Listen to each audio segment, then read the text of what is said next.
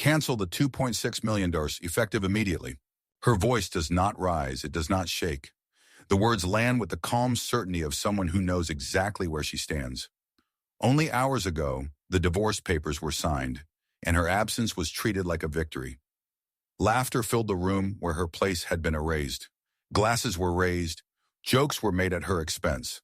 To them, she was a problem finally removed. What they never questioned was how much of their comfort depended on her silence. They mistook restraint for weakness and distance for emptiness. They did not see the structure behind the calm or the authority behind the patience. In one decision, the balance shifts. Smiles falter, celebration turns uneasy. This story is not about revenge. It is about power that stays quiet until it no longer needs to. It asks how often society underestimates those it refuses to truly see. And you, where are you listening from today? Share your city or country in the comments, and if this story resonates with you, feel free to subscribe for what comes next. Aurelle de Beauville returned home later than usual, carrying the quiet weight of a day that had asked for nothing and taken everything. She closed the door with care, as if sound itself could provoke conflict. The living room greeted her with an order that felt rehearsed. The lights were on. The sofa cushions were aligned. At the center of the coffee table lay a single sheet of paper, placed with intention. She did not need to read the title to know what it was. Her body recognized the message before her eyes confirmed it. A divorce petition, signed on one side, waiting. Aurelle stood still. She listened for the familiar noises of domestic life, the clink of dishes, the hum of a television, the soft footsteps that once followed her presence. There was nothing. The silence pressed against her chest, not as pain, but as a confirmation. Madame Hélène Sauveterre entered the room as if summoned by that silence. She was impeccably dressed, her posture sharp, her gaze already armed. She did not greet Aurelle. She looked at the paper, then at Aurelle, and allowed herself a thin smile. "You are late," she said, "but that does not matter. We have been waiting." Aurelle removed her coat and placed it over the back of a chair. Her movements were unhurried. Inside her, thoughts arranged themselves with calm precision. This was not surprise. This was conclusion. "You have had 5 years," Madame Hélène continued. 5 years to become useful. 5 years to help my son rise. And what have you done? You walk in and out like a ghost. No family name that opens doors. No sparkle. No contribution. Gaspard Sauveterre sat across the room, his hands clasped, his eyes fixed on a point on the carpet. He did not look up. Aurelle watched him with a clarity that felt new. She saw the tension in his shoulders, the way he shrank from the moment as if absence could become a defense. Madame Hélène raised her chin. "Gaspard needs a woman who belongs to his world. Isadora de Villedieu understands how things work. Her family brings visibility, support, capital. You bring nothing but silence." Aurelle approached the table and picked up the document. The paper was crisp. The words were clean. Legal language without emotion. She read every line once, then placed it back exactly where it had been. She turned to Gaspard. "Is this what you want?" she asked. He hesitated. The pause stretched, filled with the sound of his own breath. Finally he spoke, his voice controlled and distant. "My mother is right. You do not fit anymore. This is not your place." The words landed without violence. Aurelle felt them settle, not in her heart, but somewhere deeper, where truth does not argue. She understood then that what she had been protecting was not a marriage, but a fragile illusion of partnership.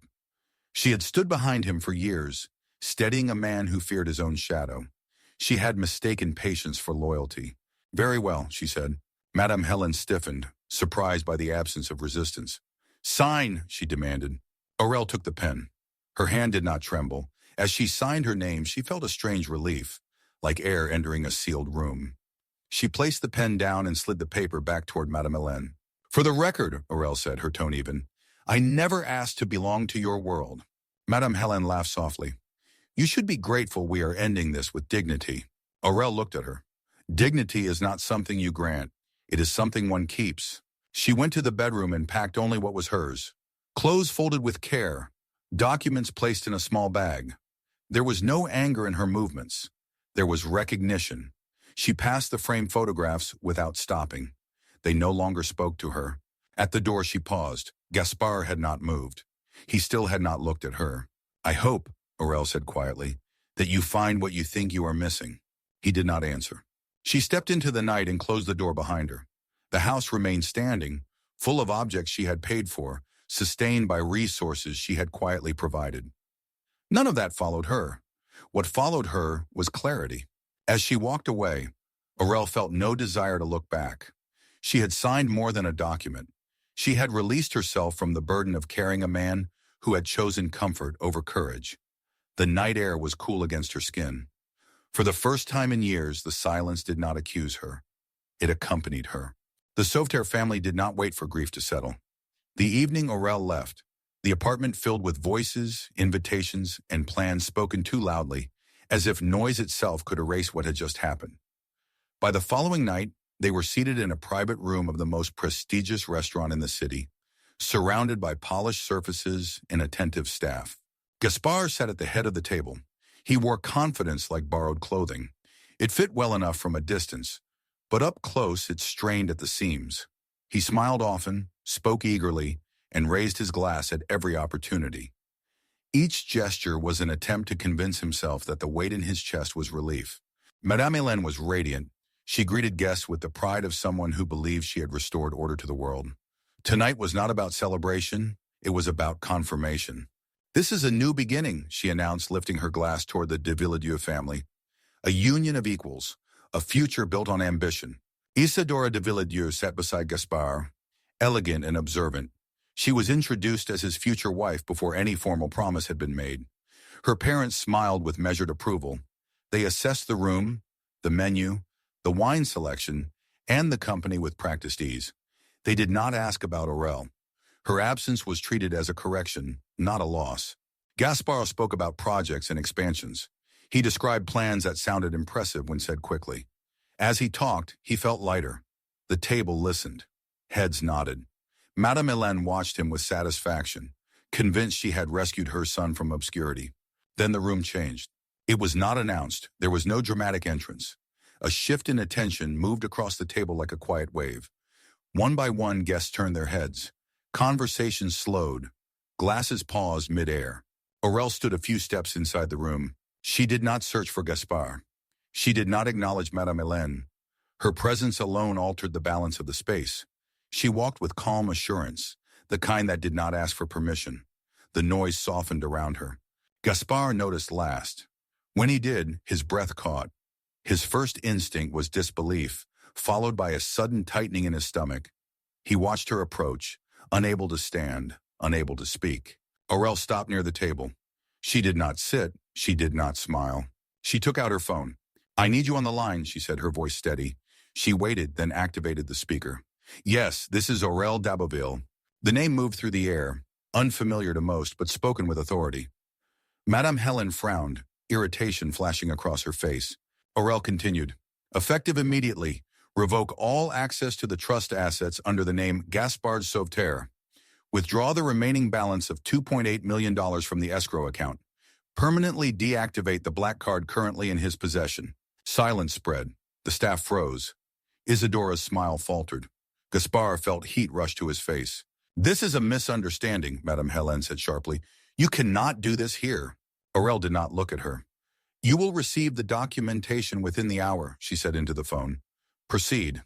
She ended the call and placed the phone back into her bag. Only then did she glance at Gaspard. Her expression held no anger. It held distance.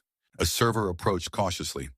"Sir," he said to Gaspard, lowering his voice, "your card has been declined." The words struck harder than any accusation. Gaspard reached for his wallet with unsteady hands and tried again. The result was the same. Around the table, eyes widened. Whispers began. Isidora leaned back, her face pale. "What is this?" she asked. "You said everything was handled." Gaspard could not answer. He felt exposed, stripped of the protection he had assumed was permanent. Madame Hélène stood abruptly. "This is an insult," she declared. "We will not be humiliated."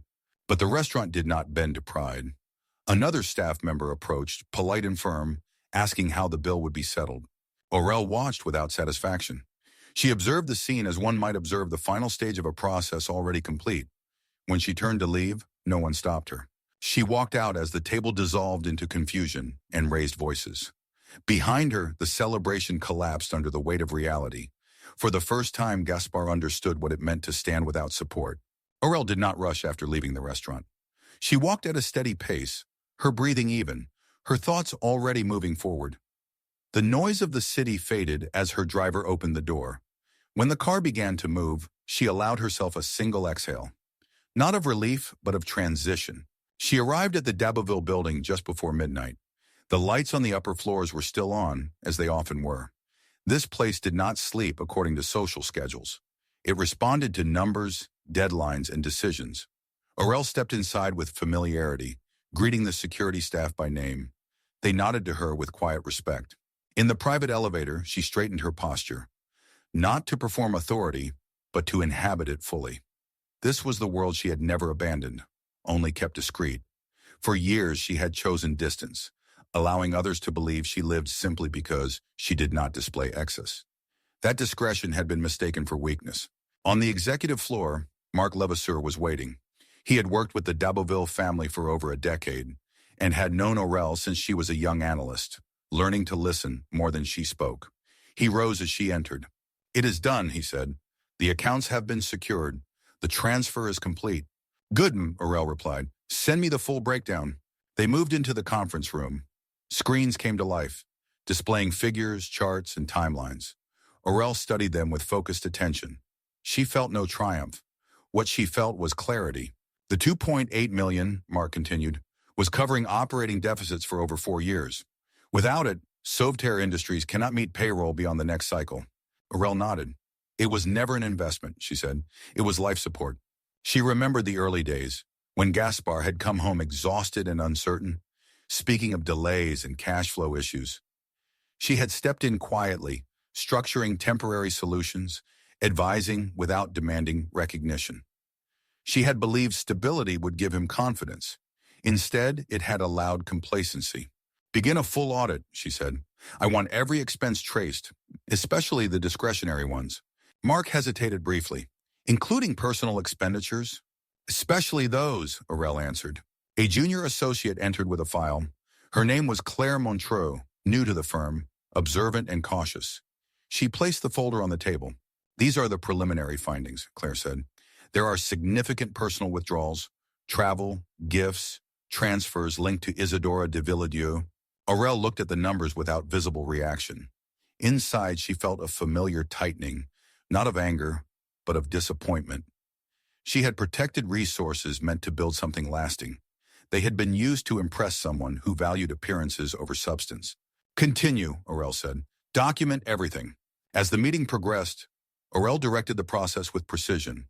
She assigned teams, set timelines, and authorized measures that would isolate risk. Each decision was measured, firm, and detached from personal emotion. This was not retaliation. This was correction. When the room emptied, Aurel remained alone for a moment. She stood by the window. The city spread below her, illuminated and indifferent. She thought of the woman she had been perceived as, quiet, modest, unassuming. She had allowed that image because it served her at the time. Now it no longer did. Her phone vibrated. She glanced at the screen but did not answer. She already knew who it was. Marc returned briefly. "There will be fallout," he said gently. "I am aware," Aurel replied. "We will respond professionally, nothing more." As she gathered her documents, she felt something settle within her. The sense of imbalance that had followed her for years had finally corrected itself. She had not reclaimed power. She had simply stopped lending it to someone who did not respect its cost. Aurel turned off the lights and left the floor. The building behind her remained active, steady, alive with purpose. For the first time since her marriage ended, she did not feel divided between worlds. She belonged entirely to her own. The collapse did not arrive with a single dramatic moment. It unfolded quietly, through unanswered calls, delayed payments, and meetings that ended without resolution. Gaspar felt it first in the mornings, when he woke with a pressure in his chest that coffee could not relieve. His phone filled with messages he did not want to open. At the office, the atmosphere had shifted. Conversation stopped when he entered a room. Employees avoided eye contact. The confidence he once borrowed from numbers he did not fully understand had vanished, leaving only his uncertainty exposed. His finance director, Paul Renaud, asked for a meeting. Paul had worked under Aurel's systems for years, though he had never known she was the architect behind them. now without her structure holding the company together. Paul looked exhausted. "We cannot delay this any longer," Paul said, placing documents on the desk. "Without additional liquidity, we will miss payroll next month." Gaspar stared at the figures. He did not argue. He did not even pretend to understand them fully. "We will find a solution," he said, repeating words that had once reassured him.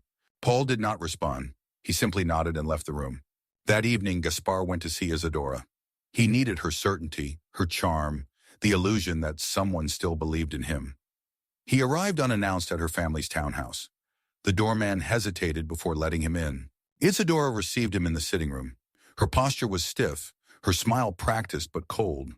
Her parents were present, seated nearby, their expressions guarded. "We need to talk," Gaspar said. Isadora crossed her arms. "I already know what you are going to say." He explained the situation as carefully as he could, softening the edges, hiding the panic beneath his words. He spoke of temporary setbacks and misunderstandings. He expected concern. What he received was calculation. Her father cleared his throat. "We have reviewed the situation," he said. "Your assets are frozen. Your company is unstable." Isadora looked directly at Gaspar.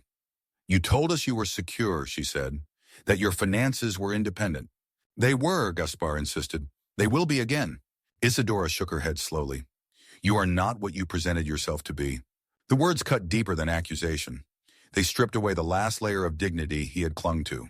"This engagement," her mother said calmly, "cannot continue." Isadora stood. "I will not attach my future to a man who cannot protect it." Gaspar felt something break. "You knew my risks," he said. "You benefited from what I gave." Isadora's expression hardened. "I benefited from an image," she replied. "That image is gone."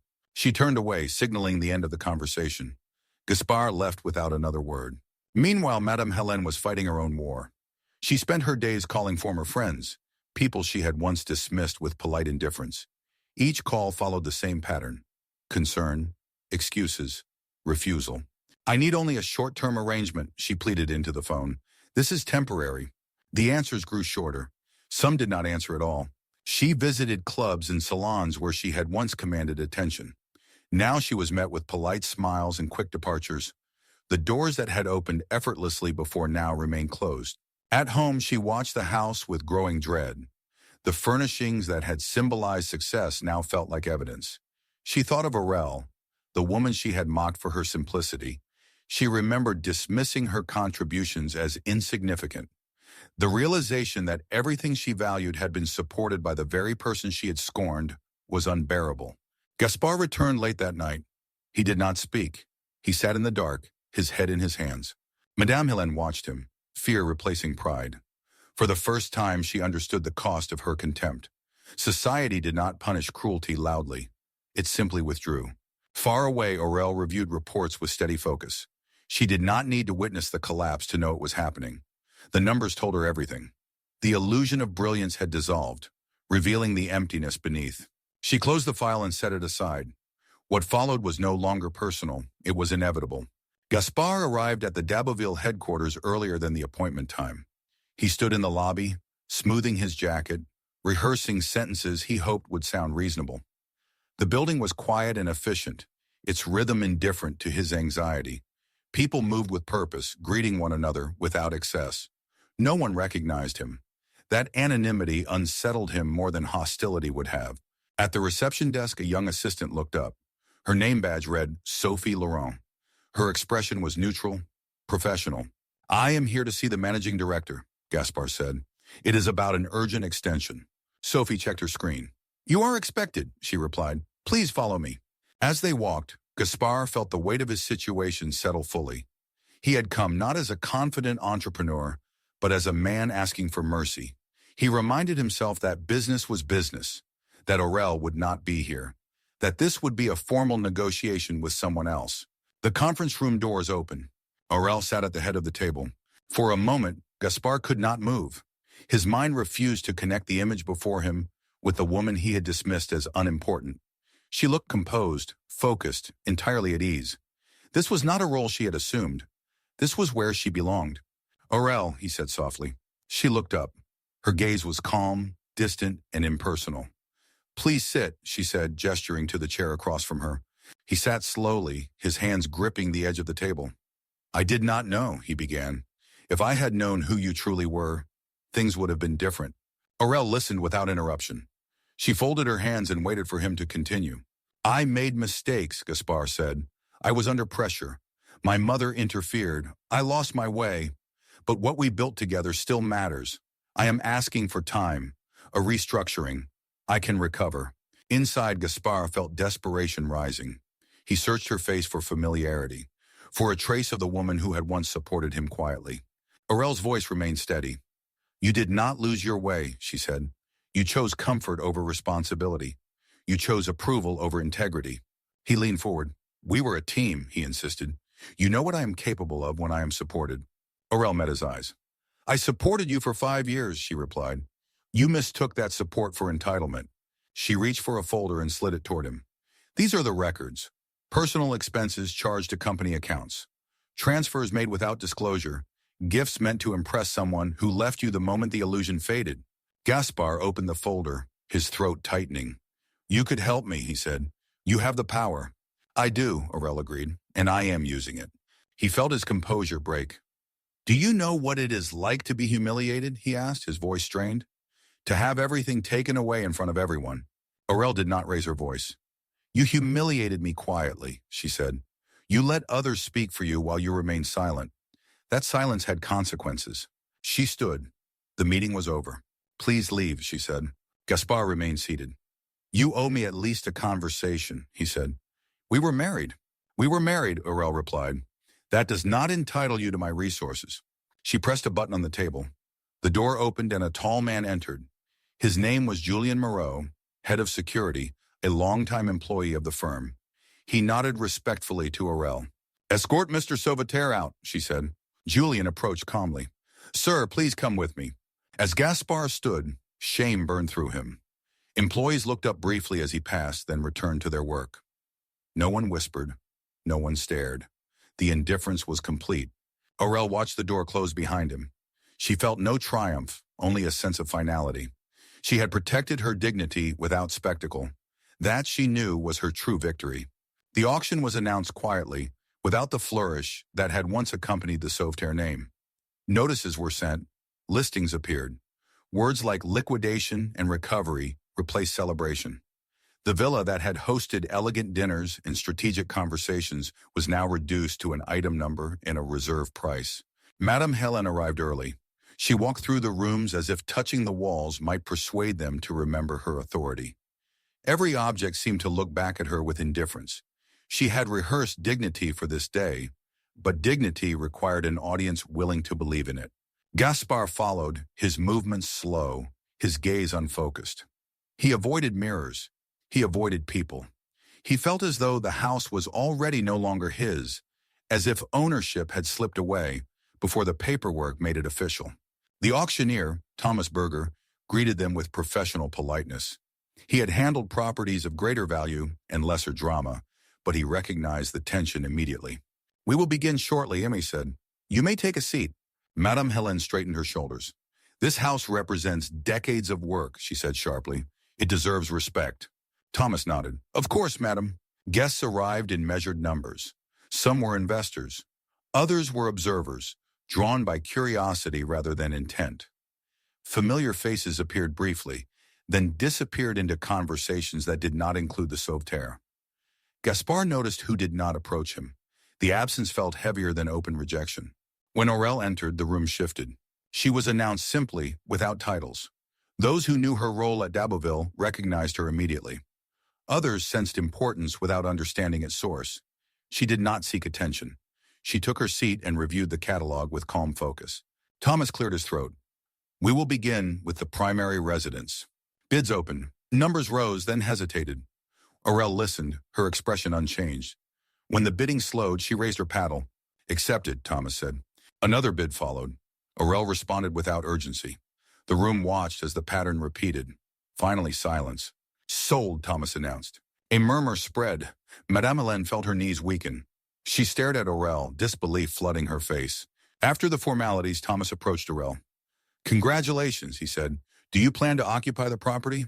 No, Aurel replied. I have other plans. Later that afternoon, Aurel met with a woman named Elena Marchand, director of a local foundation supporting women rebuilding their lives after financial abuse.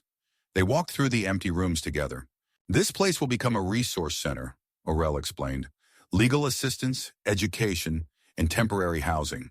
Elena's eyes filled with emotion. This will change lives, she said. That is the intention, Aurel replied. By evening, the house was silent again, but this time it felt final. Movers arrived with efficiency and restraint. Boxes were packed. Labels were written.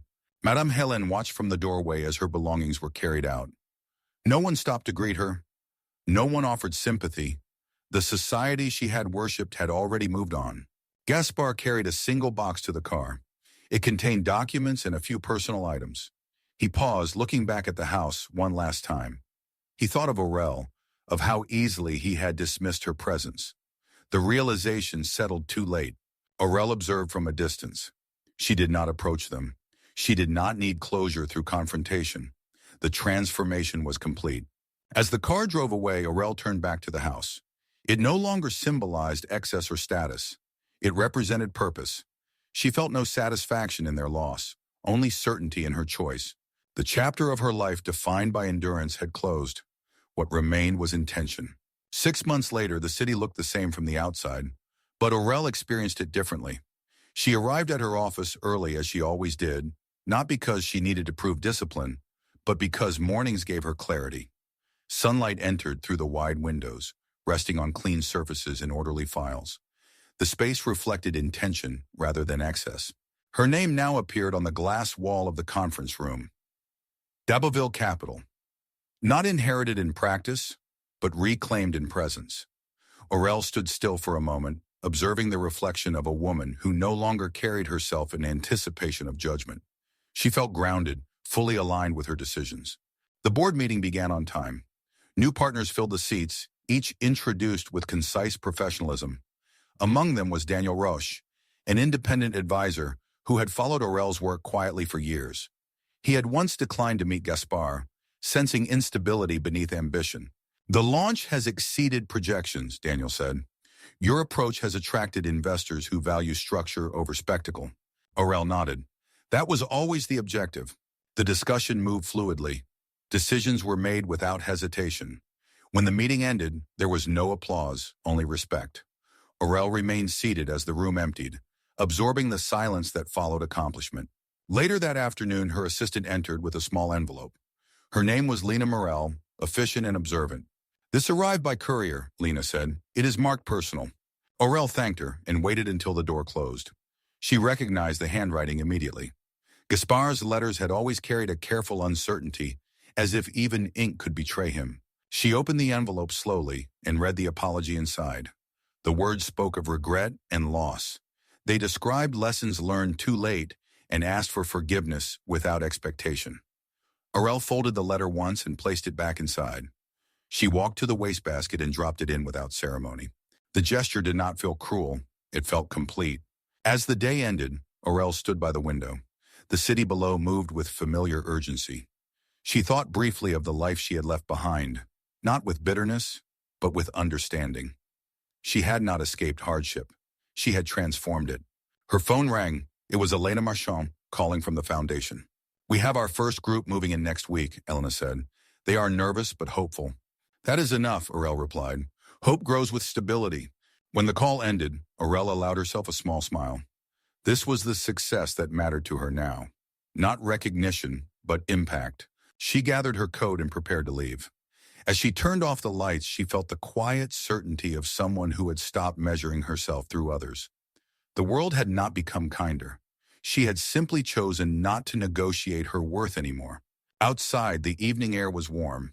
Aurel walked with ease, her steps unburdened. She no longer belonged to anyone's shadow. She belonged to herself. The woman once dismissed as insignificant had not risen through revenge, but through clarity. What others had called poverty had never been about resources. It had always been about perspective. Aurel understood now that true wealth was the ability to walk away without losing oneself. She continued forward, her future open, her dignity intact, her name firmly her own. Some stories do not seek to shock or convince. They exist to hold up a mirror, quietly, and allow each person to recognize something familiar within it. What you have just followed is a journey shaped by choices, silences, pride, and awakening. These are not distant ideas. They are patterns that move through families, relationships, and systems, often unnoticed until a turning point forces clarity. This story speaks of how worth is assigned, withdrawn, and sometimes reclaimed. It reminds us that strength is not always loud, and dignity does not require permission. Many may recognize echoes of their own experiences in these moments, not because the path is the same, but because the emotions are shared.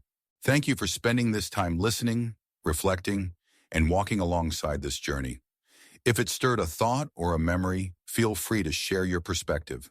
Until next time, take care, and thank you for being here.